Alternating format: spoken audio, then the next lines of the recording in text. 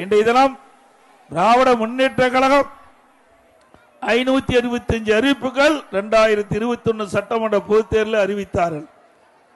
இதுவரை ஒரு 10% அறிவிப்புகளோடு நிறைவேற்றப்படவில்லை. ஆனால் இன்றைய முதலமைச்சர் திராவிட முன்னேற்ற கழக தலைவர் திரு ஸ்டாலின் அவர்கள் 98% அறிவிப்பை நிறைவேற்றப்பட்டதாக ஒரு பச்சை பொய்யை முழு பூசணிக்காயை சோற்றில் மறைத்துக் கொண்டிருக்கின்றார். உண்மைதானே? அவர் கொடுத்த வாக்குறுதி நிறைவேற்றிருக்கிறதா? உதாரணத்துக்கு இது கிராமம் நிறைந்த பகுதி. 100 நாள் வேலை திட்டத்தை 180 நாளாக உயர்த்தப்படும் என்று அந்த தேர்தல் அறிவிப்பில் வெளியிட்டார, நிறைவேற்றினாராமா? அப்படின்னா பொய் தானே வாக்குறுதியில் சொல்லியிருக்கிறாங்க, பொய்யான வாக்குறுதி தானே.